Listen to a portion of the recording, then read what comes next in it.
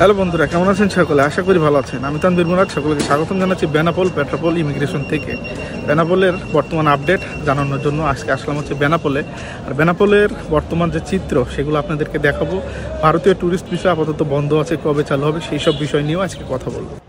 আমার পুরাতন অনেক সাবস্ক্রাইবার আমাকে ইনবক্স করছিলেন এবং অনেক ভিডিওর নিচে কমেন্ট করছিলেন যে ভারত বাংলাদেশ ভিসা সম্বন্ধে কিছু একটা আপডেট যেন আপনাদেরকে জানাই। তো ভারত বাংলাদেশ ভিসা আপডেটের আগে আপনাদেরকে বেনাপোল সম্বন্ধে দেখাই। দূরে নোম্যান্স ল্যান্ডের চিত্র দেখলেন, একদম ফাঁকা।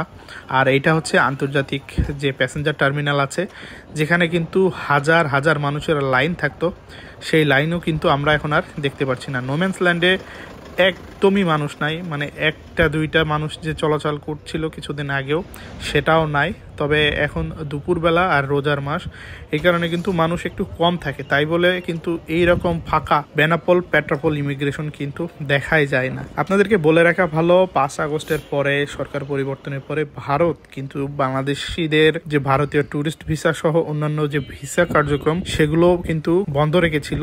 তবে মেডিকেল এবং বিজনেস ভিসার রেশিওটা চালু রেখেছে, তবে রেশিও অনেকটা কম। তো দেখতে পাচ্ছেন, এটা হচ্ছে বেনাপোল যে বাস টার্মিনাল, সেটা প্রচুর পরিমাণে মানুষের আনাগোনা কিন্তু এখানে আমরা দেখতে পারতাম। দুই দেশের মানুষেরই কিন্তু একটা ভালো পরিমাণ সমাগম হতো। তো দেখতে পাচ্ছেন এই জায়গা কিন্তু পুরোটাই একদম ফাঁকা পড়ে আছে। বাস টার্মিনালের ভিতরে এমন হতো যে বাস রাখার জায়গা থাকতো না। বাংলাদেশের প্রত্যেকটা জায়গায় কিন্তু এই বেনাপোল বন্দর বাস টার্মিনাল থেকে কিন্তু যাতায়াত করা যেত।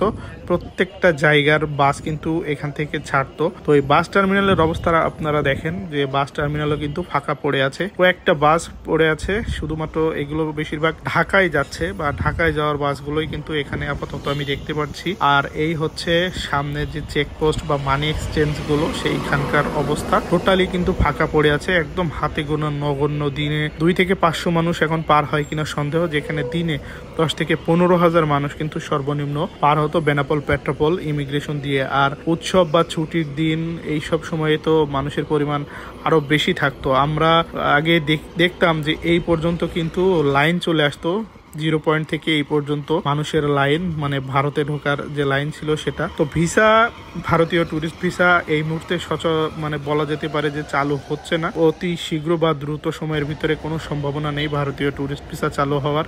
বিভিন্ন ধরনের আশার বাণী বা বিভিন্ন ধরনের আপডেট, কানাঘুষা এরকম চলতেছে, কিন্তু মুদ্রা কথা হচ্ছে খুব তাড়াতাড়ি ভারতীয় ট্যুরিস্ট ভিসা চালু হবে না বাংলাদেশিদের জন্য। আর ভারত থেকেও কিন্তু ভিসা রেশিও ভারতীয়দের জন্য কম আছে, শুধুমাত্র বিজনেস ভিসা নিয়ে অনেকে কিন্তু আসছে বাংলাদেশে। আর এই হচ্ছে বেনাপোল পেট্রাপোল ইমিগ্রেশনের সামনের যে চেকপোস্ট আছে সেটার অবস্থা।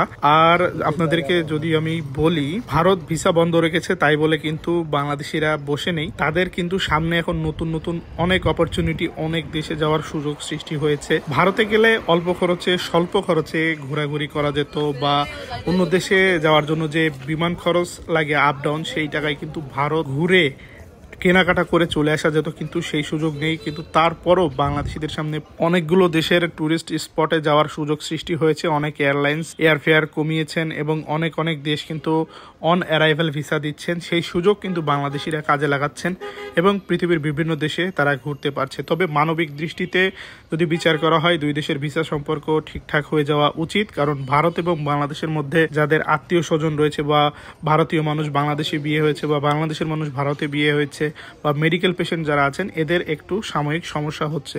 তবে আশা রাখি দ্রুততম সময়ের ভিতরে এই সমস্যার সমাধান হয়ে যাক। আগের মতন উৎসবমুখর পরিবেশে এক দেশের মানুষ অন্য দেশে ভালোভাবে যাতায়াত করতে পারে, সেই কামনাই করি। ভালো থাকবেন সকলে, দেখা হবে আপনাদের সাথে পরবর্তীতে নতুন কোনো ভিডিও নিয়ে। সেই পর্যন্ত সুস্থ থাকেন, ভালো থাকেন, আল্লাহ হাফেজ।